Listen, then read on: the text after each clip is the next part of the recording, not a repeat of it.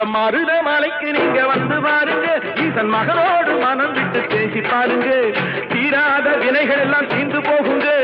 சத்தியமா சொல்லுறேன், தீராத வினைகள் எல்லாம் தீர்ந்து போகுங்க. அது தீராவிட்டால் வந்து என்னை கேளுங்க, அது தீராவிட்டால் வந்து என்னை கேளுங்க. மருதமலைக்கு நீங்க வந்து பாருங்க.